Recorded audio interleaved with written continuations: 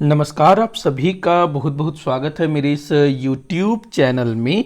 इस वीडियो में हम लोग डिस्कस करने वाले हैं छत्तीसगढ़ सामान्य अध्ययन से संबंधित कुछ महत्वपूर्ण प्रश्न जो कि सीजी व्यापम द्वारा आयोजित की जाने वाली विभिन्न परीक्षाओं के लिए काफ़ी महत्वपूर्ण हो सकता है। इसके अलावा अगर कोई CGPSC का प्रिपरेशन कर रहा है तो उसके लिए भी हेल्पफुल हो सकता है। बट अभी जो सीजी व्यापम की तरफ से जो वैकेंसीज आ रही है, जैसे कि महिला पर्यवेक्षक हो गया, इसके अलावा हॉस्टल वार्डन आने वाला है, तो उन सब परीक्षाओं के लिए काफ़ी महत्वपूर्ण हो सकता है। तो आप लोग जो है वीडियो को एंड तक जरूर देखिएगा और कोशिश करिएगा कि जितने भी क्वेश्चंस हैं उनके आंसर मेरे बताने से पहले आप लोग बताने की कोशिश करिएगा, कमेंट बॉक्स में बताने की कोशिश करिएगा। मैंने इस वीडियो में लगभग 100 से भी ज़्यादा क्वेश्चंस को शामिल किया है, 100 से ज़्यादा ही क्वेश्चन होगा। तो चलिए शुरू करते हैं वीडियो को। पहला क्वेश्चन यहां मैंने लिया है, कौन सा एक पाषाण कालीन स्थल रायगढ़ जिले में स्थित नहीं है। तो ये जो क्वेश्चन है CGPSC में पूछा गया है कि भाई पाषाण कालीन स्थल, इतिहास से क्वेश्चन पूछा जाता है, तो कौन सा एक पाषाण कालीन स्थल रायगढ़ जिले में स्थित नहीं है। तो रायगढ़ जिले में कौन सा स्थित नहीं है? टेरम रायगढ़ जिले में है, सिंघनपुर भी रायगढ़ जिले में है, बड़ा फेमस है भाई सिंघनपुर की गुफाएं, प्रागैतिहासिक कालीन। उसके बाद कबरा पहाड़ भी रायगढ़ जिले में है। आंसर हो जाएगा आपका चितवा डोंगरी, जो कि राजनांदगांव जिले में स्थित है, जो कि पाषाण कालीन पुरा स्थल है। अगले क्वेश्चन की ओर बढ़ते हैं। दिया हुआ है, महाभारत काल में बस्तर को किस नाम से जाना जाता था। तो हमारे छत्तीसगढ़ का जो भी प्राचीन नाम है ना, उससे रिलेटेड क्वेश्चन अक्सर पूछा जाता है। जैसे छत्तीसगढ़ के प्राचीन नाम की बात करें तो दक्षिण कोसल, इसके अलावा कोसल भी मिलता है, इसके अलावा चेदी के नाम से भी जाना गया है। तो ऐसे ही बस्तर के संदर्भ में भी पूछा जाता है। तो बस्तर को क्या कहते थे भाई महाभारत काल में? तो महाकांतर, ध्यान रखना। इसके अलावा कांतर भी मिलता है। दंडकारण्य की बात करें तो ये रामायण काल में कहा जाता था। भ्रमरकोट, चक्रकोट की बात करें तो जिस समय नल नाग शासन करते थे ना, उस टाइम पर भ्रमरकोट चक्रकोट कहते थे। तो महाकांतर महाभारत काल में बस्तर को कहा जाता था। अगला क्वेश्चन दिया है, स्वास्तिक विहार एवं आनंद कुटी विहार का संबंध है। स्वास्तिक विहार और आनंद कुटी विहार, तो देखिएगा जो आनंद प्रभु थे ना, आनंद प्रभु, उनके द्वारा स्वास्तिक विहार और कुटी विहार स्थापित किया गया था। तो ये किस धर्म से संबंधित है? तो ये बौद्ध धर्म से संबंधित है। ध्यान रखेंगे इस चीज को, काफी इंपॉर्टेंट है आप लोगों के लिए। मेरा क्वेश्चन है, मैं बीच बीच में आपको क्वेश्चन भी करता रहूंगा। आपको बताना है कि स्वास्तिक विहार और आनंद कुटी विहार छत्तीसगढ़ राज्य के किस जिले में स्थित है। तो ये आपको बताना है। अभी कमेंट करके बता दीजिएगा नीचे। क्वेश्चन नंबर 3 ऐसे कर दीजिएगा। अगले क्वेश्चन को देखते हैं, निम्न में से किस एक स्थल से मौर्यकालीन सिक्के प्राप्त नहीं हुए हैं। तो देखिएगा, मौर्य जिसके संस्थापक चंद्रगुप्त मौर्य थे, चाणक्य के साथ मिलकर के इन्होंने मौर्य वंश की नींव रखी थी। तो मौर्य कालीन सिक्के हमारे छत्तीसगढ़ से प्राप्त हुए हैं, तो किस स्थान से नहीं मिला है ये आपको बताना है। तो देखिए भाई, जो अगर हम देखें, जो अकलतरा है यहां से तो मिला है, अकलतरा से मिला है। उसके बाद तारापुर से भी मिला है, ठठारी से भी मिला है। लेकिन जो बोतलदा है ना, यहां से नहीं मिला है। बोतलदा कहां पर है? रायगढ़ में है। और ये एक प्राग ऐतिहासिक कालीन पुरा स्थल है, मतलब पाषाण कालीन पुरा स्थल है। बाकी आपको ध्यान रखना है, अकलतरा, तारापुर, ठठारी यहां पर मिला है। अगर हम बात करें अकलतरा ठठारी की, तो ये जांजगीर चांपा जिले में है। इसके बाद अगर हम तारापुर की बात करें तो ये रायपुर जिले में है, ध्यान रखेंगे। इसके अलावा बारगांव है रायगढ़ में, वहां से भी हमको सिक्के प्राप्त हुए हैं। उड़ेला एक जगह है रायपुर में, वहां से भी हमको जो है सिक्के प्राप्त हुए हैं मौर्यकालीन। अगले क्वेश्चन को देखते हैं, जोगीमारा की गुफा में देवदासी सुतनुका एवं देवदत्त की प्रेम कहानी का वर्णन किस भाषा व लिपि में उत्कीर्ण है। तो देखिएगा भाई, जोगीमारा की गुफा कहां पर है? तो रामगढ़, जो रामगिरी की पर्वत है ना, रामगिरी पर्वत श्रृंखला, वहां पर जोगीमारा की गुफा है। तो उस गुफा से ना एक देवदासी सुतनुका और उसके प्रेमी देवदत्त, हालांकि उसके प्रेमी देवदत्त, इन दोनों की प्रेम कहानी का उल्लेख मिलता है। और ये जो प्रेम कहानी है ये मौर्यकालीन है। और तो आपको भाषा और लिपि बतानी है। तो भाई मौर्यकालीन है, तो मौर्यकाल में कौन सी भाषा और लिपि चलती थी? तो इसका सीधा सा आंसर होगा, आप लोग बता दिए होंगे, पाली भाषा व ब्राह्मी लिपि। पाली और ब्राह्मी लिपि। होता क्या है कि जो देवदत्त है ना वो सुतनुका से प्रेम कर रहा होता है, बट सुतनुका बोलती है कि देवदासियों को प्रेम करने का अनुमति नहीं है। अगला क्वेश्चन दिया है, किस अभिलेख से यह ज्ञात होता है कि समुद्रगुप्त ने वाकाटक नरेश, महेंद्र सेन और नल वंशीय, ये वंशीय है माफी चाहूंगा, नल वंशीय राजा व्याघ्रराज को पराजित किया था। तो भाई समुद्रगुप्त जो कि गुप्त साम्राज्य के एक महानतम शासक थे, भारत के महानतम शासकों में से एक इनको माना जाता है। तो समुद्रगुप्त ने लगभग संपूर्ण भारतवर्ष को विजित किया था, मतलब जीता था। तो किस अभिलेख से हमको पता चलता है कि समुद्रगुप्त ने वाकाटक नरेश जो कि छत्तीसगढ़ क्षेत्र में शासन कर रहे थे, महेंद्र सेन और नलवंशीय शासक व्याघ्रराज, दोनों जो है छत्तीसगढ़ से संबंधित थे, इनको पराजित किया था। तो ये हमको पता चलता है प्रयाग प्रशस्ति से। ध्यान रखना, मोस्ट इंपॉर्टेंट है, काफी बार पूछा गया है।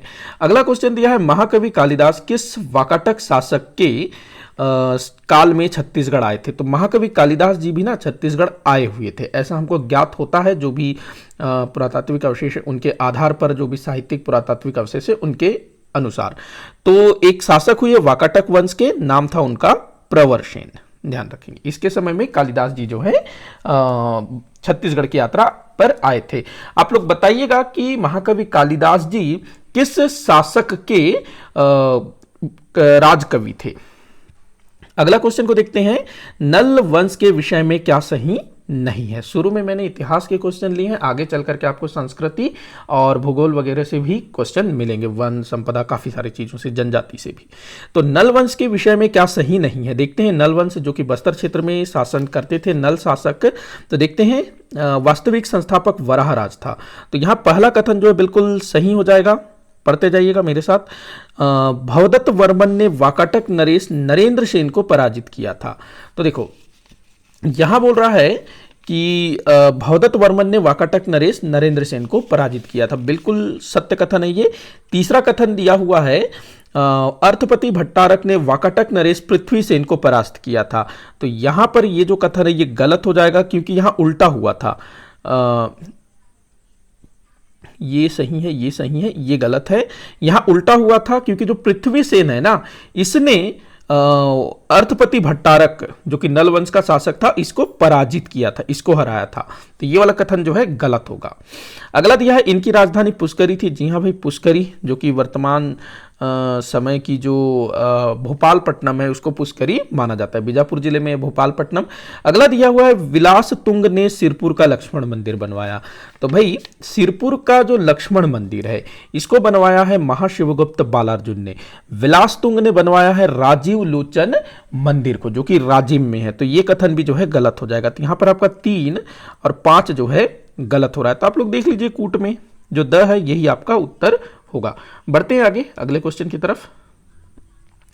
वाकाटक नरेश रुद्रसेन का विवाह किस गुप्त शासक की पुत्री से हुआ था? तो देखो रुद्रसेन ये जो है ना प्रवरसेन का पिता था। प्रवरसेन वही है जिसके समय में कालिदास हमारे छत्तीसगढ़ आए हुए थे। तो रुद्रसेन का विवाह हुआ था चंद्रगुप्त द्वितीय विक्रमादित्य की पुत्री प्रभावती के साथ। काफी इंपॉर्टेंट है, इस तरह के क्वेश्चन पूछे जाते हैं। सीजीपीएससी में तो पूछता ही पूछता है, इसके अलावा व्यापम में भी काफी बार इस तरह के क्वेश्चन पूछे गए हैं।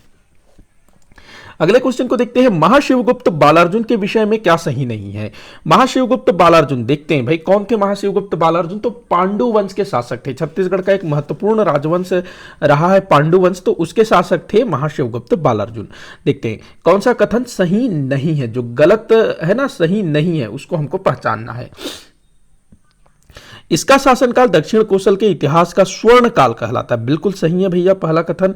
अगला दिया, इसके शासनकाल में चीनी यात्री फाहियान ने दक्षिण कोसल की यात्रा की थी। फाहियान नहीं, ये गलत है, ये कथन जो है गलत है। फाहियान इसके समय नहीं आया था। फाहियान जो है चंद्रगुप्त द्वितीय विक्रमादित्य के समय में आया था, इसके समय में वेनसोंग आया हुआ था। अगला क्वेश्चन दिया है, यह शैव धर्म का अनुयायी था। ये भी ठीक है, शिव जी का नाम है ना महाशिवगुप्त बालार्जुन, तो शिव धर्म को मानता रहा होगा। उसके बाद दिया है, हर्षवर्धन और पुलकेशिन द्वितीय इसके समकालीन थे। बिल्कुल सही है भाई, उत्तर में हर्षवर्धन शासन कर रहा था, और जो मध्य भारत है ना, महाराष्ट्र वाला जो क्षेत्र है, वहां पर पुलकेशिन द्वितीय जो कि था वो शासन कर रहा था। इसके बाद अगर सुदूर दक्षिण की बात करें तो पल्लव नरेश नरसिंह वर्मन प्रथम शासन कर रहे थे, तो उसको भी याद रखना है आपको। तो यहां पर कौन सा कथन सही नहीं है, तो ब जो है सही नहीं है, फाहियान नहीं वेनसोंग आया हुआ था। ध्यान रखना है इन सब चीजों को। अगला क्वेश्चन है सुमेलित करने को बोल रहा है, देख लेते हैं। एक तरफ वंश दिया हुआ है, दूसरी तरफ शासक राजधानी दिया हुआ है, ये राजधानियां है। तो देखते हैं वाकाटक वंश। वाकाटक वंश की राजधानी थी नंदीवर्धन। राजर्षि तुल्य वंश, इनकी राजधानी कहां थी भाई, आरंग। आरंग ताम्रपत्र से पता चलता है ना राजर्षि तुल्य कुल्य वंश के बारे में। पांडु वंश, इनकी राजधानी थी भाई सिरपुर। बाण वंश, इनकी राजधानी थी पाली। तो आप लोग जो है कूट का चयन कर लीजिएगा। बढ़ते हैं आगे। अगला क्वेश्चन है रथपति किस शासक की उपाधि थी। भाई बड़ा आसान क्वेश्चन है और काफी बार पूछा भी गया है, सीजी व्यापम में भी पूछा है, पीएससी में भी पूछा है। रथपति किस शासक की उपाधि है, तो भाई ये पुरुषोत्तम देव, काकतीय वंश के शासक थे पुरुषोत्तम देव। इनको जो है रथपति की उपाधि दी गई थी। भगवान जगन्नाथ जी के दर्शन करने ये पूरी गए हुए थे और वहां पर भगवान जगन्नाथ जी ने इनको रथपति की उपाधि दी, ऐसा कहा जाता है। मतलब वहां के पुजारी को स्वप्न आया हुआ था। और ये ध्यान रखना है कि पुरुषोत्तम देव के समय से ही बस्तर में बस्तर दशहरा और गोंचा पर्व मनाया जा रहा है और इन्होंने ही बस्तर को राजधानी बनाई थी। अगला क्वेश्चन है एडिंगा कोंडागांव। एडिंगा जो है कोंडागांव जिले में है। तो एडिंगा से प्राप्त स्वर्ण मुद्राओं का संबंध किस वंश से है, तो भाई जो एडिंगा से जो स्वर्ण मुद्राएं प्राप्त हुई है वो है वराहराज की। वराहराज, इसकी जो है 29 स्वर्ण मुद्राएं प्राप्त हुई है और वराहराज जो है नल वंश का शासक था। बढ़ते हैं अगले क्वेश्चन की ओर। अच्छा बाकी देख लीजिएगा, छिंदक नागवंश ये कवर्धा क्षेत्र में शासन करते थे। नहीं, छिंदक नागवंश जो है ये बस्तर क्षेत्र में शासन करते थे। काकतीय भी बस्तर क्षेत्र में, सोमवंश एक कांकेर में भी है और छत्तीसगढ़ में भी शासन करते थे। वही फणी नागवंश याद रखना है, कवर्धा। अगला क्वेश्चन देखते हैं कुटकी दाई की पूजा किस पर्व में की जाती है। भाई कुटकी दाई हरेली में पूजा की जाती है। ध्यान रखना हरेली मोस्ट इंपॉर्टेंट है। हरेली के बारे में जितना हो सके आप उतना पढ़िएगा। कब मनाया जाता है हरेली, तो सावन अमावस्या के दिन मनाया जाता है। इस दिन कुटकी दाई की पूजा की जाती है। इसके अलावा जो कृषि संबंधी जो भी औजार है ना, कृषि संबंधी यंत्र जिसमें आपका हल आ जाएगा, रापा फावड़ा, जो भी चीजें हैं ना जो कृषि में यूज होता है, तो वो सब चीजों की पूजा की जाती है। इसके अलावा जो है घर के बाहर भूत प्रेत वगैरह भी बनाया जाता है। और अगर हम इस साल की बात करें तो 17 जुलाई को जो है हरेली पर्व मनाया गया और 17 जुलाई से ही हमारे छत्तीसगढ़ राज्य के मुख्यमंत्री भूपेश बघेल जी ने क्या किया, छत्तीसगढ़िया ओलंपिक की शुरुआत की थी। तो ये तमाम चीजें आप लोग याद रखेंगे हरेली से। आप लोगों के लिए क्वेश्चन है, अभी तुरंत आपको बताना है पोला कब मनाया जाता है, बताइएगा। तीजा कब मनाया जाता है, छेरछेरा कब मनाया जाता है। अभी वीडियो को पॉज करिए, नीचे आंसर दीजिए। अगला क्वेश्चन देखते हैं, मार्च 2003 में राज्य शासन द्वारा 3 जिलों के नाम बदले गए, इनमें से कौन सा जिला नहीं है। तो ध्यान रखेंगे बस्तर को छोड़कर के शेष तीनों का जो है नाम बदला गया था। कवर्धा का किया गया कबीरधाम। कवर्धा का जो ऑफिशियल नेम है ना वो कबीरधाम है। दंतेवाड़ा का ऑफिशियल मतलब आधिकारिक नाम जो है दक्षिण बस्तर दंतेवाड़ा है। कांकेर का उत्तर बस्तर कांकेर। ध्यान रखेंगे इस चीज को। अच्छा इन तीनों जिलों का गठन जो है 1998 में हुआ था। अगला क्वेश्चन दिया हुआ है, निम्न में से कौन सा जिला किन्हीं भी 2 राज्यों की सीमा को स्पर्श नहीं करता है।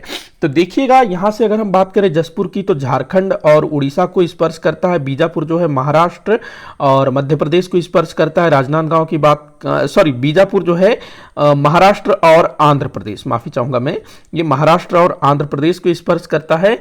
वहीं अगर हम राजनांदगांव की बात करें तो महाराष्ट्र और मध्य प्रदेश। अभी जैसे नए जिले बन गए हैं ना उस हिसाब उसमें भी ये जो है दोनों को टच करता ही है, महाराष्ट्र और मध्य प्रदेश को। तो आपका उत्तर हो जाएगा रायगढ़, वो केवल उड़ीसा से लगा हुआ है।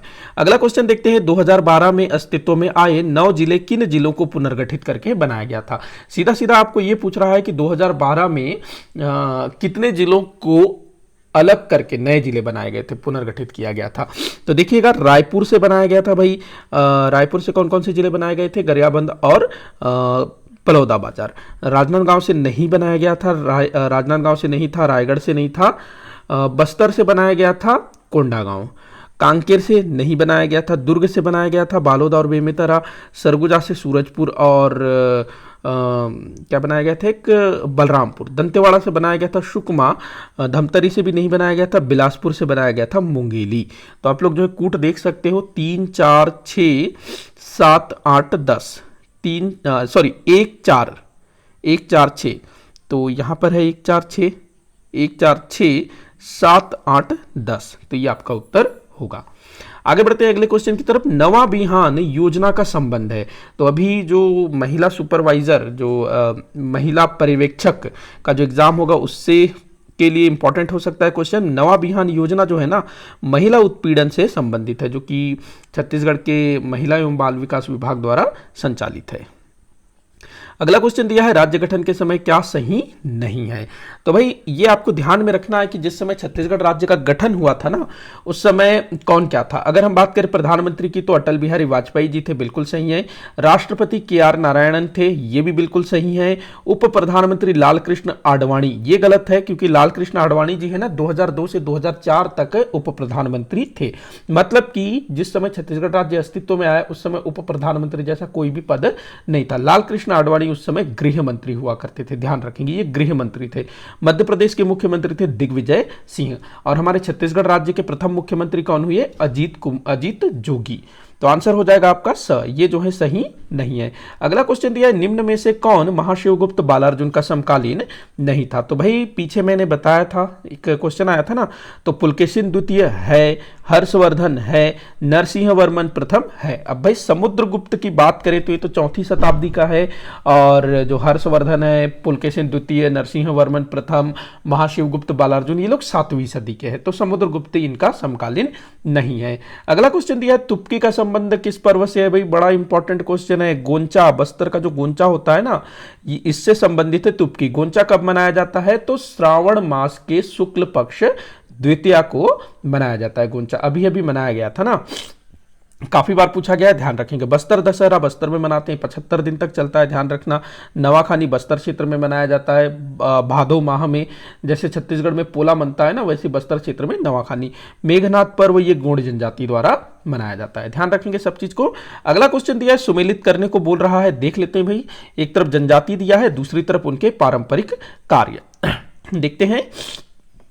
कमार की बात करें तो भाई बांस शिल्प कला से संबंधित है ये लोग। कंवर जनजाति के लोग जो है सैन्य कार्य करते हैं। भतरा जनजाति के लोग सेवक का कार्य करते हैं। अगरिया लोहार का काम करते हैं, लौह शिल्प कला। तो कूट का चयन कर लीजिएगा। आगे बढ़ता हूं मैं। अगला दिया है, निम्न में क्या सही नहीं है। देखते हैं निम्न में क्या सही नहीं है भाई। तो पहला कथन है, बैगा गोंडों के पुजारी के रूप में कार्य करते हैं। बिल्कुल सही है भाई, जो बैगा जनजाति के लोग हैं वो गोंड जनजाति के पुजारी के रूप में कार्य करते हैं। अगला दिया हुआ है, गोंड स्वयं को मेटाभूम कहते हैं। यहां ये गलत हो जाएगा। गोंड जो है खुद को कोयतोर कहते हैं। कोया समाज आप लोगों ने सुना होगा, तो गोंड जो है स्वयं को कोयतोर कहते हैं। और कोया समाज भी आप ध्यान रखेंगे, कोया समाज का संबंध किससे है, गोंड जनजाति से। अगला दिया है अबुझमाड़िया, देख लेते हैं आंसर तो आपका यही होगा। कौन सही नहीं है, तो यही आपका उत्तर होगा। लेकिन बाकी को भी तो देख लेते हैं, दिया हुआ है तो, क्योंकि इससे भी आपको जानकारी मिलेगा। अगला दिया है, अबुझमाड़िया गोंड जनजाति की उपजाति है। बिल्कुल सही है भाई, गोंड जनजाति की 41 उपजातियां हैं, ध्यान रखना। उनमें से एक अबुझमाड़िया भी है। उर्राव जनजाति की प्रमुख बोली कुरुख है। बिल्कुल सत्य है ये। कुरुख जनजाति, कुरुख बोली को ध्यान रखना है, द्रविड़ भाषा परिवार का हिस्सा है। अगला क्वेश्चन दिया है, बैगा और कंवर जनजाति की मिश्रित जनजाति है। तो बैगा और कंवर जनजाति, इनके बीच जो है वैवाहिक संबंध स्थापित हुआ काफी ज्यादा, और इनसे जो वंश चला उसको नाम दिया गया भैना। अगला दिया है, सिडोली प्रथा किस जनजाति में प्रचलित है। तो भाई सिडोली प्रथा जो है ये कोरकू जनजाति में प्रचलित है, और ये जो है ना एक मृतक संस्कार है, ध्यान रखेंगे आप लोग। अगला क्वेश्चन है, संविधान के किस अनुच्छेद के तहत राष्ट्रीय अनुसूचित जनजाति आयोग के गठन का प्रावधान किया गया है। तो भाई इसका आंसर होगा 164 घ। इसके तहत जो है अनुसूचित जनजाति आयोग के गठन का प्रावधान, थोड़ा सा मैं यहां पर शायद ना कुछ तो मिस्टेक कर रहा हूं, मेरे ख्याल से ये हो सकता है आंसर 164 घ में ना, यहां पर शायद जनजातीय मंत्री है। जनजातीय आयोग जो है 338 क है। तो अभी भी मैं जो है 100% श्योर नहीं हूं, बट 90% मैं श्योर हूं कि 338 क जनजातीय आयोग और बाकी ये जो है 164 घ ये जनजातीय मंत्री है। तो आप लोगों के लिए टास्क है कि आप लोग जो है इसको करेक्ट करिएगा और मुझे करेक्ट करिएगा, ठीक है, नीचे कमेंट बॉक्स में बताइएगा। वैसे इसका आंसर अ ही होना चाहिए। आगे बढ़ते हैं अगले क्वेश्चन की तरफ। निम्न में से कौन सा छत्तीसगढ़ी पारंपरिक खेल एकल श्रेणी का नहीं है? इनमें से कौन सा छत्तीसगढ़ी पारंपरिक खेल एकल श्रेणी का नहीं है? देखो, खेल भी जो अलग अलग प्रकार के होते हैं। एकल श्रेणी मतलब जिसमें एक ही प्रतिभाग, मतलब एक ही प्रतिभागी नहीं खेलता, उसमें कई सारे लोग खेलते हैं, बट उसमें जीतता केवल एक है।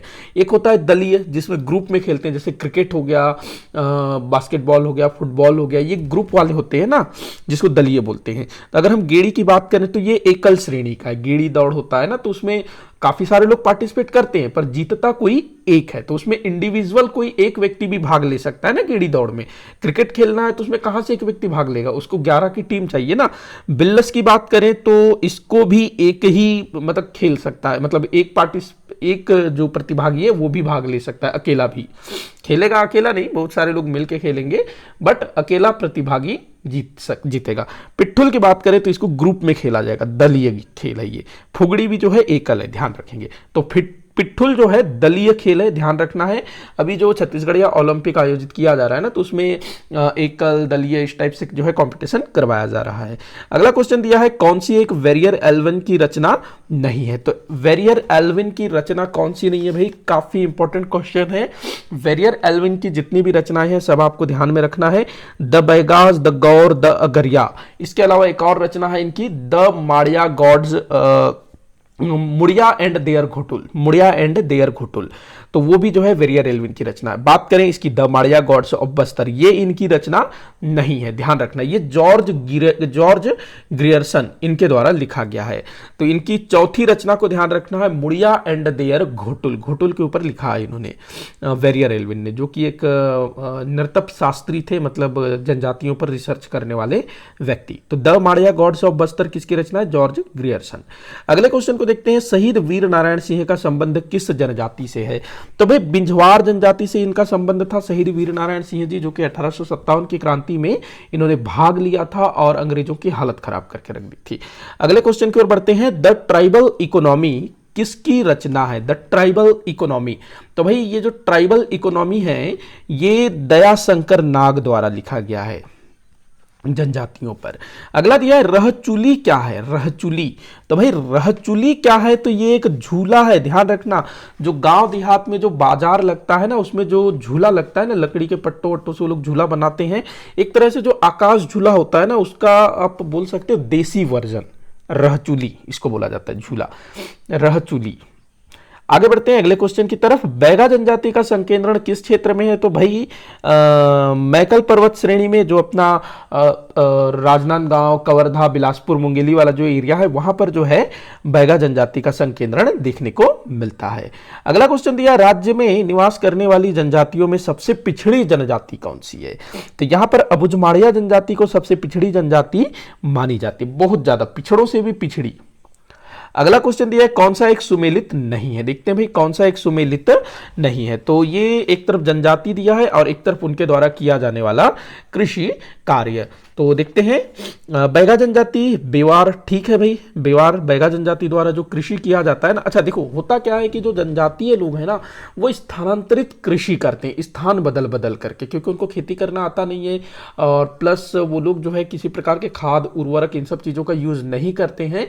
तो जितने समय तक जमीन में अच्छा उत्पादन हो रहा होता है तो वो वहाँ पर खेती करते हैं, और जब उत्पादन कम होने लगता है तो किसी दूसरे स्थान पर चले जाते हैं, जंगल जला करके जंगल साफ करते हैं और वहाँ पर उसी के राख में जो है खेती करते हैं, और कुछ साल बाद फिर दूसरे जगह चले जाते हैं। इसको बोला जाता है स्थानांतरित कृषि। तो बैगा द्वारा जो स्थानांतरित कृषि की जाती है उसको कहते हैं बेवार। अबुझमाड़िया द्वारा जो स्थानांतरित कृषि की जाती है उसको बोला जाता है पेद्दा। यहाँ पर ये होना था, ये पेद्दा, तो ये भी ठीक है। कमार जनजाति द्वारा, ये गलत है भाई, कमार जनजाति द्वारा धारिया नहीं किया जाता है, दाहिया, दाहिया ये जो है कमार जनजाति द्वारा किया जाने वाला स्थानांतरित कृषि है, तो ये आपका सुमेलित नहीं है। कोरवा की बात करें तो देवारी ठीक है। तो यहां पर कमार जनजाति दाहिया करती है। धारिया की अगर हम बात करें तो गोंड जनजाति में प्रचलित है धारिया। अगला क्वेश्चन देखते हैं, छत्तीसगढ़िया ओलंपिक की शुरुआत कब से हुई? तो भाई हरेली अमावस्या के दिन जो है छत्तीसगढ़िया ओलंपिक की शुरुआत की गई। अगला क्वेश्चन दिया है, छत्तीसगढ़िया ओलंपिक का शुभंकर कौन था? बड़ा इंपॉर्टेंट क्वेश्चन हो सकता है भाई, करंट अफेयर के लिए बन सकता है ये।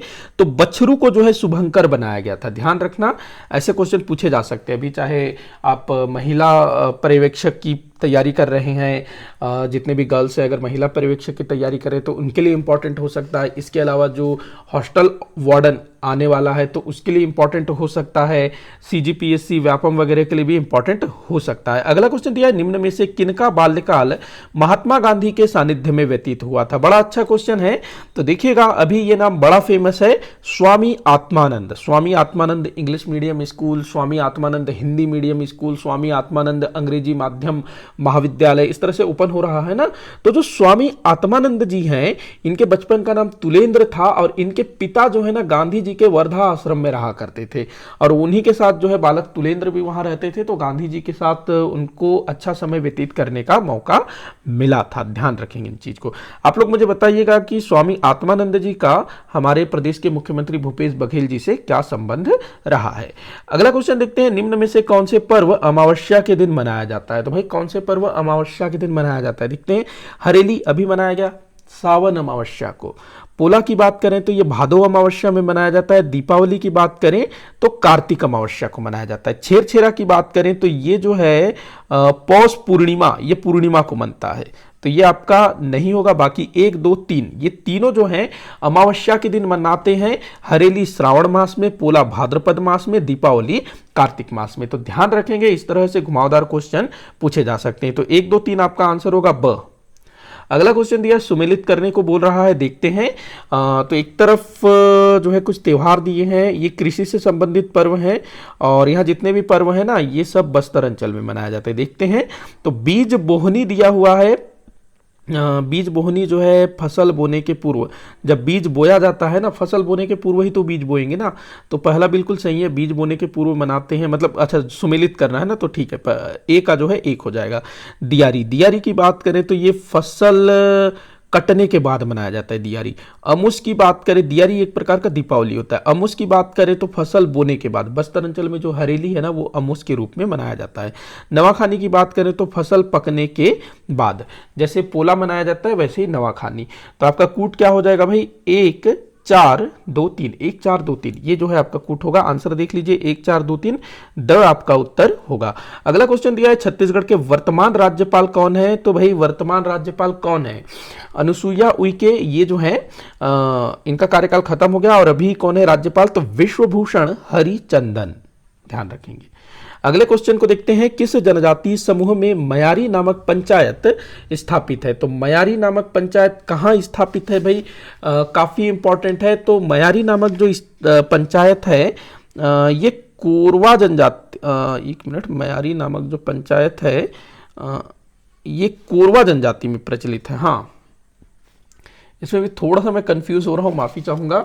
वैसे ये कोरवा जनजाति में ही प्रचलित होना चाहिए। मैं 2 में कंफ्यूज हो रहा हूँ, उड़ रहा हूँ। नहीं, ये कोरवा में ही है। आप लोग मुझे करेक्ट करिएगा। बहुत कम ही मौका मिलता है कि बच्चे अपने टीचर को करेक्ट करें, और आप करेक्ट करने जाएंगे आप 4 चीज सीख के आएंगे। अगला क्वेश्चन देखते हैं, छत्तीसगढ़ राज्य में वर्तमान समय में कितने जिले हैं? तो भाई वर्तमान समय में कितने जिले हैं? 16, 18, 27, 33, 28 कितने हैं? तो देखो 18 जिलों की बात करें तो 2007 में 18 जिले हुए, 2012 में 27 हुए, 2020 में 28 हुए, नहीं 2007 में, हाँ 2007 में 18, 2012 में जो है 27 हुए और 2020 में 28 हुए और अभी कितने हैं? 33। तो आंसर हो जाएगा 33। कौन कौन से नए जिले हैं उनके नाम आप नीचे बताइएगा। अगला क्वेश्चन दिया है गोंड जनजाति कितनी उपजातियों में विभक्त है। तो भाई गोंड जनजाति जो है 41 उपजातियों में विभक्त है, ध्यान रखेंगे। अगला क्वेश्चन दिया हुआ है सुमेलित नहीं है, कौन सी जोड़ी सुमेलित नहीं है ये आपको बताना है। सबसे बड़ी जनजाति समूह गोंड, ठीक है, ये सुमेलित है, पहली वाली सुमेलित है। दूसरा दिया है आर्थिक दृष्टि से विकसित, तो हलबा जनजाति ठीक है ये। सबसे साक्षर जनजाति उर्रांव जनजाति है, ये गलत है, उर्रांव आएगा यहां पर। अगला है सांस्कृतिक रूप से समृद्ध जनजाति मुड़िया, ठीक है ये, तो आपका जो है स जो है गलत है, सुमेलित नहीं है। अगला क्वेश्चन है कोस्मा क्या है। तो कोस्मा भाई एक प्रकार का पेय पदार्थ है जो कि ये जो है अपना उर्रांव जनजाति में प्रचलित होता है। कोस्मा पेय पदार्थ है, ध्यान रखेंगे। अगला क्वेश्चन को देखते हैं गोंड जनजाति की उपजाति नहीं है। तो गोंड जनजाति की उपजाति कौन सी नहीं है ये आपको बताना है। मुड़िया की बात करें, मुड़िया है, ये है, देख लेते हैं, ये है। इसके बाद दोरला भी है, कौन सी नहीं है, तो भतरा नहीं है, देखो ये नहीं है, हलबा भी नहीं है, कोल भी नहीं है। तो यहां पर आपका आ जाएगा आंसर 2, 4, 5, 2, 4, 5, ये जो है आपका उत्तर होगा 2, 4, 5। ये आपका जो है गोंड जनजाति की उपजाति नहीं है। आगे बढ़ते हैं अगले क्वेश्चन की तरफ। अगला क्वेश्चन दिया है किस जनजाति का जातीय चिन्ह तीर है। तो भाई बिंझवार जनजाति का जातीय चिन्ह तीर है, जिससे अपने वीर नारायण सिंह जी आते हैं। अगला क्वेश्चन दिया है राज्य में कितने प्रतिशत वन क्षेत्र में सागौन वन है। तो सागौन वन कितने प्रतिशत वन क्षेत्र में पाया जाता है हमारे छत्तीसगढ़ में, तो 9.42%, 9.42% क्षेत्र में सागौन वन देखने को मिलता है। अगला क्वेश्चन दिया है सुमेलित कीजिए, सुमेलित करने को बोल रहा है, देख लेते हैं भाई। तो यहां पर हो जाएगा हमारा आरक्षित वन। आरक्षित वन की बात करें तो 43.15%, संरक्षित वन इसका प्रतिशत है 16.35%, और उसके बाद आएगा नहीं, ये जो है ना 40 हो जाएगा, ये 40 होगा, संरक्षित वन जो है 40 होगा। इसको हम लोग फिर से करते हैं, ये ऐसे, इसका ये हो गया, संरक्षित वन का जो है 40 होगा और अवर्गीकृत वन जो है 16 होगा। तो यहां पर आपका जो कूट बनेगा CBA, ये आपका आंसर होगा। अगला क्वेश्चन देखते हैं छत्तीसगढ़ राज्य वन विकास निगम कब अस्तित्व में आया। तो देखिए छत्तीसगढ़ राज्य वन विकास निगम जो है 30 अप्रैल 2001 को अस्तित्व में आया। तो इसका आंसर आपको लेना है मई 2001, मई 2001 में जो है ये अस्तित्व में आया था। वैसे ये 30 अप्रैल 2001 को बन गया था, 30 अप्रैल 2001 को, और अस्तित्व में कब आया, मई 2001 में, मतलब 1 तारीख को। अगला क्वेश्चन दिया है सुमेलित करने को बोल रहा है। देखते हैं इंद्रावती राष्ट्रीय उद्यान, इसका जो क्षेत्रफल है 1258 वर्ग किलोमीटर। 1 मिनट,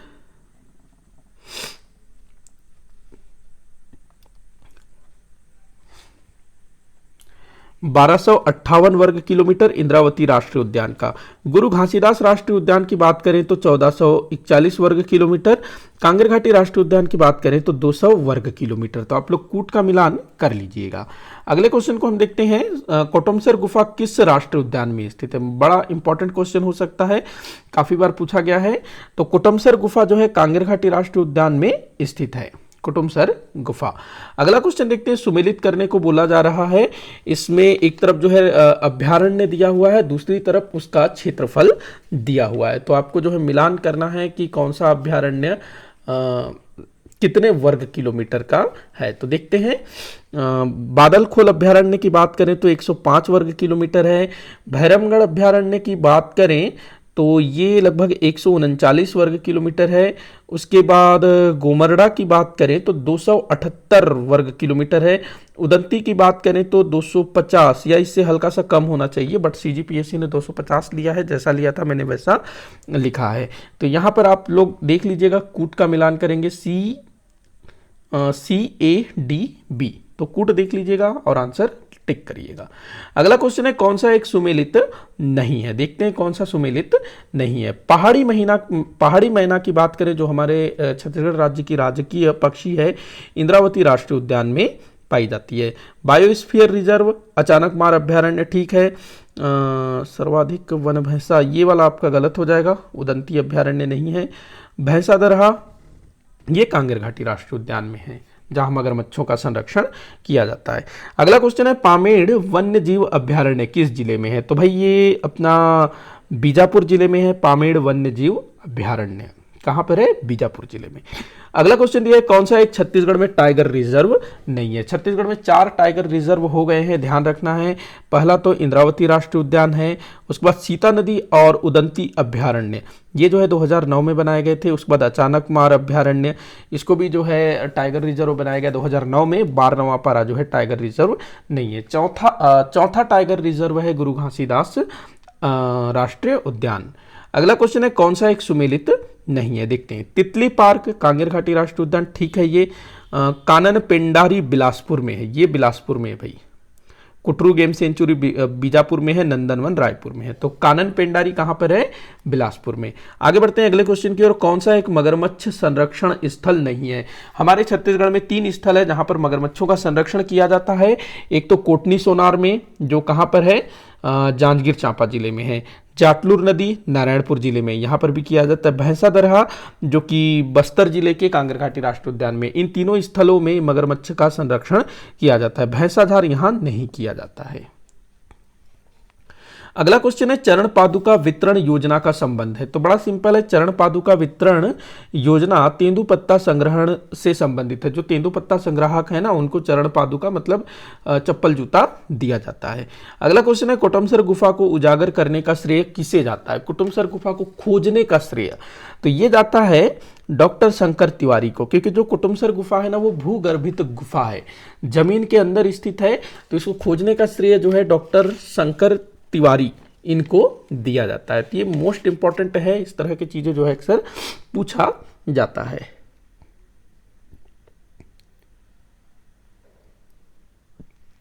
हाँ, तो शंकर तिवारी। आगे बढ़ते हैं अगला क्वेश्चन। अच्छा, यहां पर कुछ नाम दिख रहे हैं, आप इनके बारे में मुझे नीचे कमेंट बॉक्स में बताइएगा। बहुत देर हो गया, मैंने आपसे कोई क्वेश्चन नहीं किया है। डॉक्टर के झा के बारे में बताइएगा, लाला जगदलपुरी जी के बारे में बताइएगा, अरुण शर्मा जी के बारे में बताइएगा नीचे कमेंट बॉक्स में। इंपॉर्टेंट है ये तीनों शख्स भी। अगला क्वेश्चन दिया है कांगेर घाटी राष्ट्रीय उद्यान कहां स्थित है? बड़ा सिंपल सा क्वेश्चन है, बस्तर जिले में स्थित है कांगेर घाटी राष्ट्रीय उद्यान। कांगेर घाटी राष्ट्रीय उद्यान काफी इंपॉर्टेंट है, ध्यान रखना है। यहीं पर तीरथगढ़ जलप्रपात है जो काफी फेमस है। कुटुमसर की गुफाएं भी यहीं पर है, कैलाश गुफा भी यहीं पर है, तितली पार्क, पहाड़ी मैना, काफी सारा चीज जो है यहां पर है। अगला क्वेश्चन है चंपारण किनकी जन्मस्थली है? तो भाई चंपारण ये किनकी जन्मस्थली है? तो ये जन्मस्थली है वल्लभाचार्य, महंत वल्लभाचार्य जी की जन्मस्थली। वल्लभाचार्य जी जो कि कृष्ण भक्ति शाखा के संत कवि थे। अगला क्वेश्चन है निम्न राज्यों को गठन के अनुसार सही क्रम में जमाइए। तो इन राज्यों को गठन के अनुसार सही क्रम में जमाना है। तो देखिए भाई, छत्तीसगढ़ ये 1 नवंबर सन 2000 को अस्तित्व में आया था। उसके बाद उत्तराखंड ये 9 नवंबर 2000 को अस्तित्व में आया था। झारखंड जो है 15 नवंबर सन 2000 को अस्तित्व में आया था। तो 2-3-1 ये आपका कूट होगा, आंसर आप देख लीजिए 2-3-1। अगला क्वेश्चन है छत्तीसगढ़ का क्षेत्रफल देश के कुल क्षेत्रफल का कितना प्रतिशत है? तो इसका आंसर होगा 2.11%। छत्तीसगढ़ का जो पूरा क्षेत्रफल है ना वो भारत के क्षेत्रफल का 2.11 नहीं, माफी चाहूंगा, 4.11, सॉरी, ये इसका आंसर ये आप लगाएंगे 4.11%। ये तो जनसंख्या का है भाई, 2011 में जो जनगणना हुआ था उसकी जनसंख्या का, भारत की कुल जनसंख्या का 2.11% हमारे छत्तीसगढ़ में। बाकी क्षेत्रफल में 4.11% और मध्य प्रदेश की कुल क्षेत्रफल का 30.47%। ये भी आप ध्यान रखेंगे। अगला क्वेश्चन है निम्न में से राज्य गठन के समय क्या सही नहीं है? तो देखते हैं राज्य गठन के समय क्या सही नहीं है। तो भाई संभाग की बात करें तो उस समय 3 संभाग थे। कौन कौन से संभाग थे उस समय? बस्तर संभाग था, रायपुर संभाग था और बिलासपुर संभाग। अभी 5 संभाग है ना, 2008 में सरगुजा संभाग बना, 2013 में दुर्ग संभाग बना। जिलों की बात करें तो उस समय 16 थे, सही है, ये भी सही है, दोनों सही है ना, 16 जिले थे, अभी 33 जिले हो गए हैं। तहसील की बात करें तो उस समय जो तहसील है ना वो 149 नहीं थे, लगभग 98 के आसपास थे। तो ये आपका जो है सही नहीं है, तो आंसर हो जाएगा स। विकासखंड उस समय 146 ही थे, ध्यान रखेंगे। तो ये सही है आपका द। तो यहाँ पर स जो है आपका सही नहीं है, तो वही आंसर होगा। अगला क्वेश्चन है सही संबंध जोड़िए बोल रहा है, मतलब जोड़ी बनाना है। तो देखते हैं मातृ पितृ दिवस कब मनाया जाता है भाई? 14 फरवरी, जब आप वैलेंटाइन डे मनाते हैं ना, तो उस समय हमारे छत्तीसगढ़ में मातृ पितृ दिवस मनाया जाता है। सुशासन दिवस ये मनाया जाता है 25 दिसंबर को अटल बिहारी वाजपेयी जी के जन्मदिन के उपलक्ष्य में। छत्तीसगढ़ स्थापना दिवस मनाया जाता है 1 नवंबर को। उसके बाद छत्तीसगढ़ राज्य भाषा दिवस मनाया जाता है 28 नवंबर को। कूट का मिलान आप लोगों को करना है। अगला क्वेश्चन है राज्य प्रतीक चिन्ह में क्या नहीं है? तो हमारे छत्तीसगढ़ का जो राज्य प्रतीक चिन्ह है उसमें क्या नहीं दिया हुआ है? अशोक स्तंभ है, वो तो होगा ही ना भाई, भारत का राष्ट्र प्रतीक है तो ये तो होना ही है। धान की बालियां ये भी है, ऊर्जा चिन्ह भी है, लेकिन साल वृक्ष का कोई भी मतलब संकेत नहीं है। अगला क्वेश्चन दिया है निम्न में कौन सा सही नहीं है? कौन सा सही नहीं है देखते हैं। जिला दिया है, दूसरी तरफ मातृ जिला देखते हैं। तो मुंगेली का मातृ जिला बिलासपुर है, ठीक है। ये सुकमा का मातृ जिला बीजापुर, ये गलत है भाई, यही आपका आंसर होगा। बालोद देख लेते हैं, दुर्ग ठीक है, सूरजपुर सरगुजा ठीक है। अगला क्वेश्चन है सही संबंध बनाने को बोल रहा है, देख लेते हैं सही संबंध। तो इसमें क्या होगा, तो देखिएगा इसका देख लेते हैं। बदरगढ़ की अगर हम बात करें तो ये होगा लगभग 1176, ये होना चाहिए, हाँ इसका 1176 होना है। नंदीराज की बात करें तो 1210 मीटर, मैनपाट 1152 मीटर, गौरलाटा 1225 मीटर। तो आप लोग जो है इसका कूट का मिलान कर लीजिएगा। अगला क्वेश्चन दिया है निम्न में से क्या सही है? निम्न में से क्या सही है? तो इंद्रावती, अच्छा नदी प्राचीन नाम, इंद्रावती का प्राचीन नाम मंदाकिनी, ठीक है, ये सही है, मतलब आपका यही आंसर होगा। क्या सही है पूछ रहा है ना, तो एक सही होगा बाकी गलत होगा। कोटरी कोलाब गलत है, कोलाब नदी जो है सबरी नदी को बोला जाता है, तो ये गलत है। सबरी को निडिला, ये बिडिला हो गया है, निडिला है, निडिला जो है लीलागर नदी का प्राचीन नाम है, गलत है। सबरी का नाम जो है कोलाब है। रिहंद का रेंड रेवा इस टाइप का नाम है। कनक नंदिनी ये नहीं है, तो ये गलत है ये भी। तो यहां पर जो है इंद्रावती मंदाकिनी सही होगा। अगला क्वेश्चन है निम्न में से कौन सी महानदी की दक्षिण की ओर से सहायक नदी नहीं है? मतलब कि महानदी की कौन सी सहायक नदी दक्षिण की ओर से नहीं मिलती है? पैरी दक्षिण की ओर से मिलती है, लात, एक मिनट, हाँ लात ठीक है, सूखा ठीक है, केलो उत्तर से आकर के मिलती है, ध्यान रखना केलो उत्तर से आकर के मिलती है। अगला क्वेश्चन है जमुनिया किस नदी की सहायक नदी है? तो भाई जमुनिया जो है शिवनाथ नदी की सहायक नदी है, ध्यान रखेंगे, शिवनाथ महानदी की सहायक नदी है। अगला क्वेश्चन है वन क्षेत्रफल की दृष्टि से राज्यों का सही क्रम क्या है? तो वन क्षेत्रफल हमारे भारत में तो सबसे ज्यादा वन जो है मध्य प्रदेश में है, दूसरे नंबर में अरुणाचल प्रदेश, दूसरे में, तीसरे में छत्तीसगढ़। तो आपका क्या आंसर हो जाएगा? 1 2 3, सिंपल है। अगला क्वेश्चन है राज्य में आरक्षित वन का कुल क्षेत्रफल है, आरक्षित वन। तो हमारे छत्तीसगढ़ राज्य में आरक्षित वन का कुल क्षेत्रफल आपको बताना है। तो भाई हमारे छत्तीसगढ़ में आरक्षित वन का कुल क्षेत्रफल कितना है? लगभग 25,782 वर्ग किलोमीटर, इतना जो है हमारे छत्तीसगढ़ में वन क्षेत्रफल है आरक्षित वन का। अगला क्वेश्चन है किस जिला से पृथक कर गौरेला पेंड्रा मरवाही जिले की स्थापना की गई? तो ये बिलासपुर जिले से अलग करके इसको बनाया गया है। अब बताइए कमेंट करके कि जो गौरेला पेंड्रा मरवाही है वो छत्तीसगढ़ के किस क्रम का जिला है? अगला क्वेश्चन दिया है राज्य में सर्वाधिक अरण्य क्षेत्र किस वन का है? तो सबसे ज्यादा अरण्य क्षेत्र किस वन का है ये आपको बताना है। तो हमारे छत्तीसगढ़ में किस वन का अरण्य क्षेत्र सबसे ज्यादा है? तो साल वन के जंगल जो है ना सबसे ज्यादा है हमारे छत्तीसगढ़ में, ध्यान रखेंगे साल वन के जो जंगल हैं ये सबसे ज्यादा है हमारे छत्तीसगढ़ में। एक मिनट, थोड़ा सा कुछ तो मिस्टेक हुआ,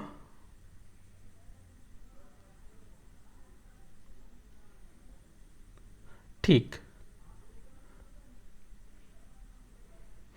अगला दिया है निम्न में से कौन सी एक इमारती लकड़ी राष्ट्रीयकृत प्रजाति नहीं है? तो हमारे छत्तीसगढ़ में 6 इमारती लकड़ियों को राष्ट्रीयकृत घोषित किया गया है, जिनमें से सागौन है, साजा है, खैर है, बीजा है, शीशम है। साल है। इनको जो है इमारती लकड़ी घोषित किया गया, मतलब राष्ट्रकृत, इमारती लकड़ियां हैं सब, इनको राष्ट्रकृत घोषित किया गया, लेकिन तेंदू को नहीं किया गया है, ध्यान रखेंगे। अगला क्वेश्चन दिया है, राज्य में किस वृक्ष से कत्था प्राप्त किया जाता है? तो खैर वृक्ष से कत्था प्राप्त किया जाता है। अगला क्वेश्चन है, यह राज्य किस वर्ष अस्तित्व में है? बड़ा सिंपल है भाई, आप लोग कमेंट बॉक्स में आंसर बताना चाहे बता सकते हैं, नहीं बताना चाहे नहीं बता सकते हैं। सबसे छोटा वन वृत्त कौन सा है? तो दुर्ग जो है सबसे छोटा वन वृत्त है। अगला क्वेश्चन दिया है, निम्न में से क्या सही है? क्या सही है यह आपको बताना है। एक तरफ नगर दिया है, दूसरी तरफ नदी दिया है। देखते हैं, कोंटा, कोंटा नगर जो है कोटरी नदी के तट पर बसा है बोल रहा है, गलत है भाई। कोंटा जो है सबरी नदी के तट पर बसा है, तो ये गलत है।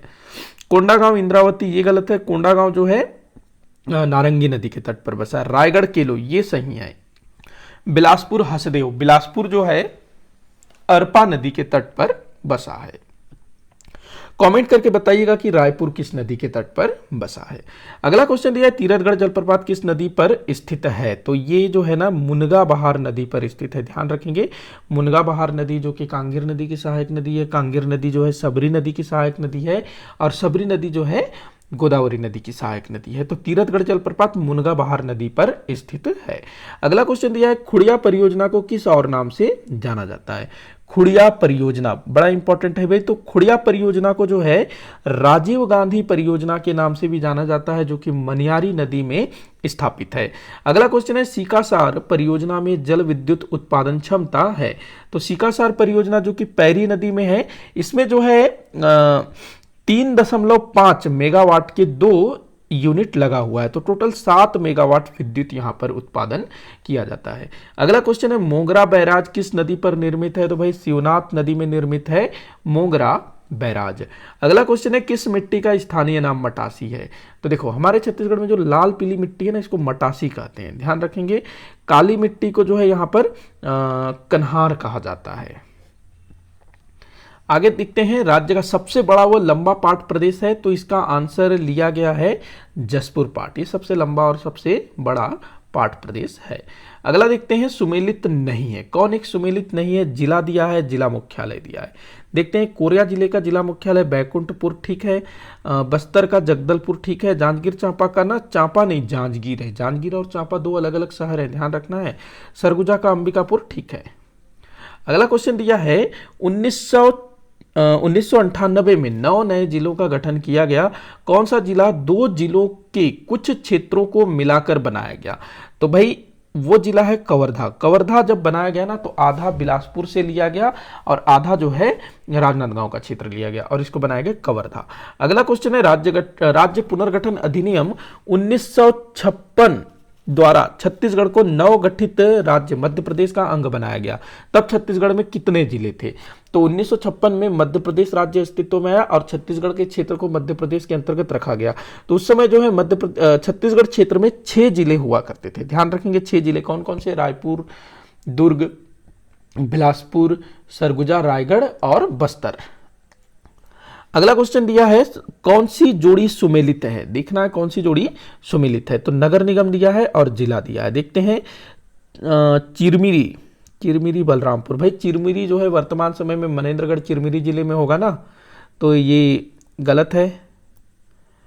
अंबिकापुर सरगुजा ठीक है, भिलाई दुर्ग ठीक है, जगदलपुर बस्तर ठीक है। बीरगांव जो है रायपुर में है, ये भी गलत है। चरोदा रायपुर में नहीं, दुर्ग में है। तो यहां पर कौन कौन से सही है? बी, सी, डी। तो आपका ब जो है सही होगा, बी सही होगा, ये वाला सही होगा ना, बी, सी, डी। अगला क्वेश्चन है, छत्तीसगढ़ राज्य गठन के बाद से अब तक छत्तीसगढ़ में कितने और नए संभागों का गठन किया गया है? तो छत्तीसगढ़ राज्य अस्तित्व में आया 1 नवंबर सन 2000 को, और उस समय जो है छत्तीसगढ़ राज्य में 3 संभाग थे। 3 संभाग थे। आगे चलकर कौन कौन से संभाग थे? तो भाई रायपुर था, बिलासपुर था और बस्तर था। लेकिन 2008 में बनाया गया सरगुजा और 2013 में दुर्ग। तो टोटल 2 नए संभाग बनाए गए हैं। अगले क्वेश्चन को देखते हैं, छत्तीसगढ़ का कौन सा पर्यटन स्थल मुंबई हावड़ा रेल मार्ग पर स्थित है? तो भाई जो डोंगरगढ़ है ना, ये मुंबई हावड़ा रेल मार्ग पर स्थित है, ध्यान रखना। अगले क्वेश्चन को देखते हैं, छत्तीसगढ़ में सूबा शासन के संबंध में असत्य कथन को चुनिए, जो सत्य नहीं है उसको चुनना है। महिपत राव प्रथम सूबेदार था, तो बिल्कुल सही है पहला कथन। अगला दिया है, परगना प्रमुख कमाविजदार होता था, बिल्कुल ठीक है ये भी। अगला दिया है सखाराम हरि की गोली मारकर हत्या कर दी गई। बिल्कुल ठीक है, सखाराम हरि जो है ज्यादा टैक्स कलेक्ट करने की कोशिश कर रहा था। आखिरी बार गलत ही होगा क्योंकि भाई तीनों सही है तो आखिरी तो गलत होना ही होना है ना। तो सीताराम टाटिया आखिरी सूबेदार नहीं था। आखिरी सूबेदार कौन था आप लोग नीचे कमेंट बॉक्स में बताएंगे। अगला क्वेश्चन दिया है छत्तीसगढ़ मध्य प्रदेश की किस दिशा में स्थित है। मोस्ट इंपॉर्टेंट क्वेश्चन बोल सकते हैं या फिर काफी बार पूछा गया क्वेश्चन है, काफी बार पूछा गया है। दक्षिण पूर्व इसका आंसर होगा। अगला क्वेश्चन है कौन सा लोकसभा क्षेत्र अनुसूचित जनजाति वर्ग के लिए आरक्षित नहीं है। अनुसूचित जनजाति मतलब जो शेड्यूल्ड ट्राइब है एसटी, उनके लिए आरक्षित नहीं है। तो देखो सरगुजा आरक्षित है, रायगढ़ आरक्षित है, कांकेर आरक्षित है, बस्तर आरक्षित है, राजनांदगांव आरक्षित नहीं है। राजनांदगांव जो है अनारक्षित सीट है। हमारे छत्तीसगढ़ में टोटल 11 लोकसभा सीटें हैं जिनमें से 4 अनुसूचित जनजाति के लिए आरक्षित है, एक जो है अनुसूचित जाति के लिए आरक्षित है और बाकी जो शेष 6 है वो अनारक्षित वर्ग के लिए है। अगला क्वेश्चन दिया है कौन सा लोकसभा क्षेत्र अनुसूचित अगला है निम्न में से किसका कभी भी छत्तीसगढ़ से संबंध नहीं रहा है। तो भाई हमारे महाकवि कालिदास जी आ चुके हैं, नागार्जुन भी यहां आ चुके हैं, वेनसोंग भी आ चुके हैं, बट फाहियान कभी भी छत्तीसगढ़ नहीं आए थे। अगला क्वेश्चन दिया है, ये थोड़ा सा मतलब ट्रिकी क्वेश्चन इसको बोल सकता हूं, देखिएगा ध्यान से पढ़िएगा और इसको सॉल्व करने की कोशिश करिएगा। तो असत्य कथन का चयन करना है रियासतों का विलयीकरण के संबंध में। पहला दिया है छुई खदान, राजनांदगांव, खैरागढ़ और कवर्धा रियासत को दुर्ग जिला में शामिल किया गया। बिल्कुल ठीक है, छुई खदान, राजनांदगांव, खैरागढ़ और कवर्धा रियासत को, हाँ इन सबको जो है दुर्ग जिले में शामिल किया गया 1948 में। उसके बाद सारंगढ़, रायगढ़, असत्य कथन का चयन करना है ना, तो पहला वाला जो है बिल्कुल सही है। अगला दिया है सारंगढ़, रायगढ़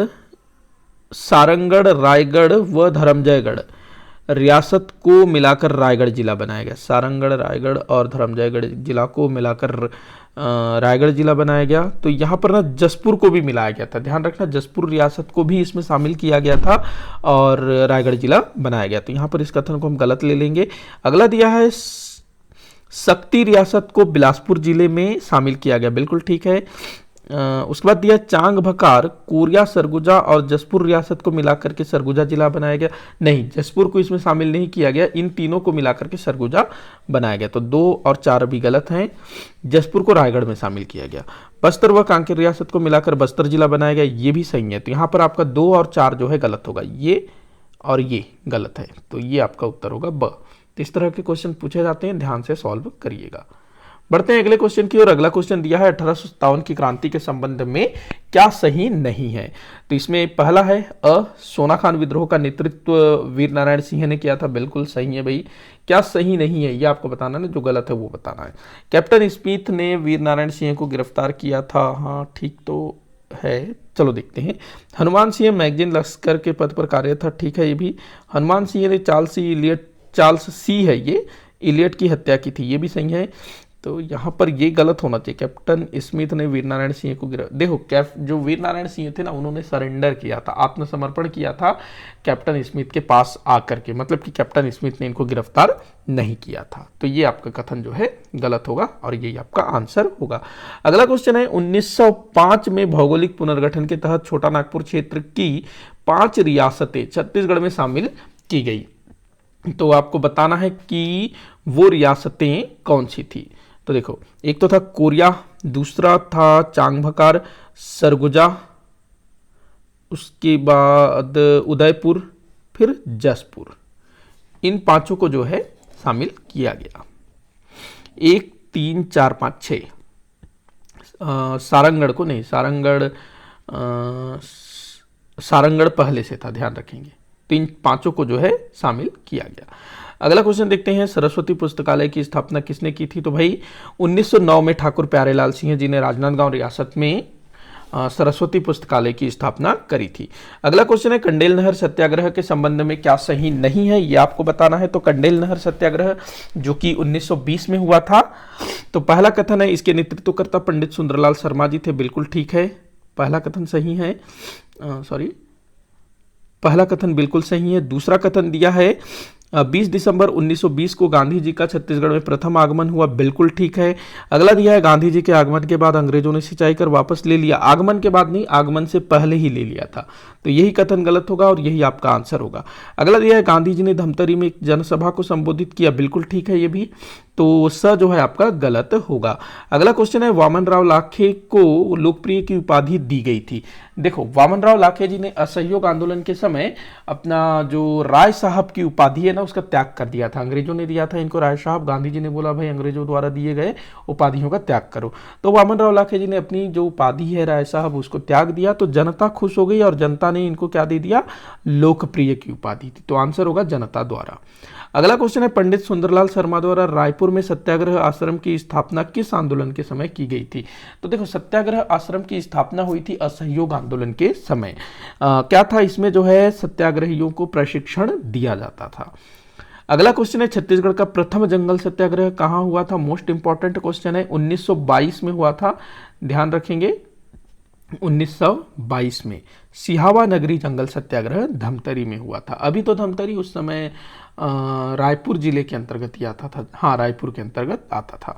अगला क्वेश्चन दिया है राज्य की कुल जनसंख्या में जनजाति प्रतिशत है, तो छत्तीसगढ़ राज्य में जनजाति प्रतिशत कितना है भाई, तो 30.6%। बढ़ते हैं अगले क्वेश्चन की ओर। निम्नलिखित में से कौन सी जनजाति विशेष पिछड़ी जनजाति के अंतर्गत शामिल है। तो विशेष पिछड़ी जनजाति, 5 जनजातियों को विशेष पिछड़ी जनजाति घोषित किया गया है। बिरहोर है, बैगा है, कोरवा है, उसके बाद पहाड़ी मैना और कमार, इन 5 को जो है विशेष पिछड़ी जनजाति का दर्जा दिया गया है। तो यहां पर देखो 1, 2, 3 जो है आपका कूट होगा आंसर।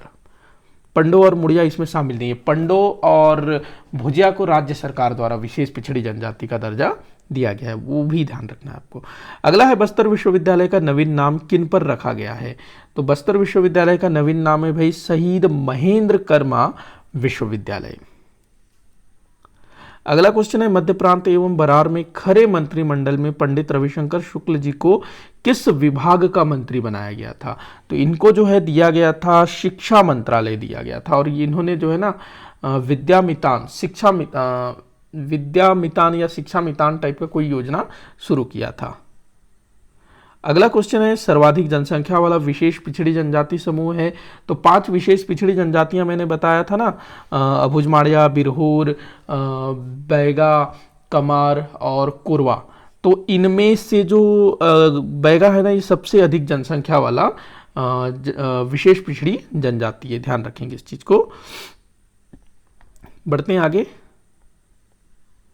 गेड़ी दौड़ होता है, गेड़ी दौड़ कैसे होता है भाई, एकल, युगल, दलीय। तो ये दलीय होता है, दलीय नहीं, ये एकल होता है, सॉरी एकल होता है। गेड़ी दौड़ एकल होता है, इसमें मतलब इंडिविजुअल आप पार्टिसिपेट कर सकते हो। अगर क्रिकेट फुटबॉल की बात करें तो उसमें आपको दल बना करके खेलना होगा, ग्रुप। क्रिकेट में 11 की टीम होगी ना, जबकि गेड़ी दौड़ में कोई एक व्यक्ति भी पार्टिसिपेट कर सकता है, इंडिविजुअल। हालांकि दौड़ेंगे वो लोग ग्रुप में, 10-15 लोग दौड़ेंगे, लेकिन सब जो है इंडिविजुअल होंगे, उनके बीच कोई दल या टीम नहीं होगा। युगल का मतलब होता है जोड़ी में, जैसे बैडमिंटन होता है ना, उस टाइप से। तो ऐसा नहीं। तो गेड़ी दौड़ कैसा है, एकल है, ध्यान रखेंगे इस चीज को। अगला क्वेश्चन दिया हुआ है राज्य शासन द्वारा किन जनजातियों को विशेष पिछड़ी जनजाति के रूप में मान्यता दी गई है। अभी मैंने बताया पंडो और भुजिया, तो 2 और 5 आपका आंसर हो जाएगा स। अगला क्वेश्चन है माखनलाल चतुर्वेदी जी ने पुष्प की अभिलाषा नामक पुस्तक की रचना किस जेल में की थी। तो पुष्प की अभिलाषा ये कहां से लिखा गया था, तो बिलासपुर जेल से लिखा गया था। असहयोग आंदोलन के समय माखनलाल चतुर्वेदी जी को गिरफ्तार कर लिया गया था भाषण देने के आरोप में। अगला क्वेश्चन है छत्तीसगढ़ में मजदूर आंदोलन कहां हुए थे भाई, बड़ा सरल है, राजनांदगांव रियासत में हुआ था। अगला है रायपुर डायनामाइट केस से संबंधित हैं। तो रायपुर डायनामाइट केस, इससे संबंधित व्यक्ति कौन है, बिलख नारायण अग्रवाल। ध्यान रखना है 1942 में हुआ था रायपुर डायनामाइट केस। अगला दिया है गांधी जी के द्वितीय छत्तीसगढ़ आगमन का उद्देश्य क्या था। गांधी जी दूसरी बार छत्तीसगढ़ कब आए थे, 1933 में, और इस बार उनके छत्तीसगढ़ आने का उद्देश्य था हरिजन उद्धार। ध्यान रखेंगे, हरिजन उद्धार। अगला क्वेश्चन है बिलासपुर में वानर सेना का गठन किसने किया था। तो बिलासपुर में वानर सेना का गठन करने वाले व्यक्ति का नाम याद रखेंगे, वासुदेव देवरस। इन्होंने बिलासपुर में वानर सेना का गठन किया था। बलीराम आजाद ने रायपुर में वानर सेना बनाया था।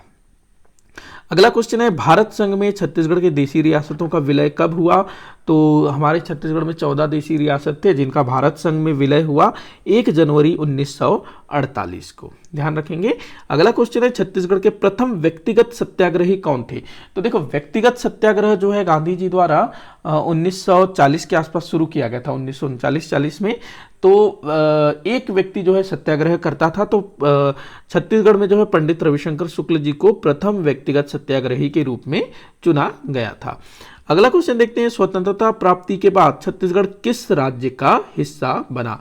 आजादी के बाद, स्वतंत्रता प्राप्ति के बाद छत्तीसगढ़ जो है मध्य प्रांत एवं बरार का हिस्सा बना रहा। देखो, हुआ क्या था कि जो मध्य प्रांत एवं बरार है वो ब्रिटिश काल में ही अस्तित्व में आ गया था, तो छत्तीसगढ़ जो है मध्य प्रांत एवं बरार का ही हिस्सा था और भारत जब आजाद हुआ तब भी मध्य प्रांत एवं बरार का ही अंग रहा।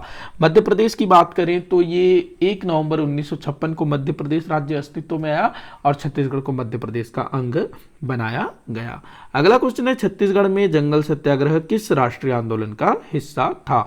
तो छत्तीसगढ़ में जो जंगल सत्याग्रह हुए थे ना, वो सविनय अवज्ञा आंदोलन से संबंधित थे। ध्यान रखना, हुआ क्या था, सविनय अवज्ञा आंदोलन के समय गांधी जी ने नमक कानून का उल्लंघन करके आंदोलन की शुरुआत की थी, कानून का उल्लंघन किया था और उन्होंने देश भर से आह्वान किया कि जहां कहीं भी हो सके नमक कानून का उल्लंघन करो, और जहां नमक कानून का उल्लंघन नहीं किया जा सकता, क्योंकि नमक कानून का उल्लंघन जो है केवल समुद्र किनारे के जो क्षेत्र हैं वहीं पर किया जा सकता है, क्योंकि समुद्र किनारे नमक बनता है ना। तो गांधी जी ने सलाह दिया कि आप किसी भी तरीके से कानून का उल्लंघन कर सकते हो। तो इसके लिए गांधी जी ने सलाह दिया कि अगर कोई व्यक्ति, मतलब अगर जो जंगली क्षेत्र में निवास करते हैं, खास करके मध्य भारत के लोगों के लिए इन्होंने कहा कि वहां पर वन कानून का उल्लंघन करो, जंगल कानून का उल्लंघन करो, क्योंकि जंगल में जाना, वहां से पत्ते तोड़ना, लकड़ियां काटना, इस पर भी जो है पाबंदी लगा दी गई थी। तो जंगल कानून का उल्लंघन करने को कहा गांधी जी ने। तो हमारा छत्तीसगढ़ जो है मध्य भारत के अंतर्गत आता है और काफी मतलब यहाँ पर जंगल है, तो यहाँ के लोगों ने जो है जंगल कानून का उल्लंघन करना शुरू कर दिया और उसी को कहा गया जंगल सत्याग्रह। तो ये सविनय अवज्ञा आंदोलन से संबंधित था। आगे बढ़ते हैं। अच्छा, इतना ही क्वेश्चन था, 120 क्वेश्चन। तो आज का जो वीडियो है यहीं पर समाप्त होता है। आप लोग मुझे कमेंट करके बताइएगा कि आपसे कितने क्वेश्चन सॉल्व हुए। किसी भी क्वेश्चन में कोई भी डाउट हो तो मुझे जरूर बताइएगा ताकि मैं उसको सॉल्व कर सकूं। इसके अलावा आपके कोई अलग से कोई डाउट है तो उसको भी बताइएगा और किस तरह के वीडियोस लेकर के आने हैं इस पर भी बताइएगा। और जितने भी गर्ल्स हैं जो कि महिला पर्यवेक्षक की तैयारी कर रहे हैं वो भी कॉमेंट करिएगा। अगर डिटेल वीडियो बनाना है तो मैं उस पर भी काम करूँगा, और अगर ऐसे ही क्वेश्चन आंसर वाले वीडियो बनाने हैं तो मैं उस पर भी काम करूँगा। तो वीडियो को जितना हो सके उतना आप शेयर कर दीजिएगा। अच्छा लगा हो तो लाइक जरूर करें और चैनल पर नए हैं तो सब्सक्राइब जरूर करें ताकि इसी तरह के वीडियोस आपको आगे भी देखने को मिलता रहे। वीडियो को आखिर तक देखने के लिए बहुत बहुत धन्यवाद।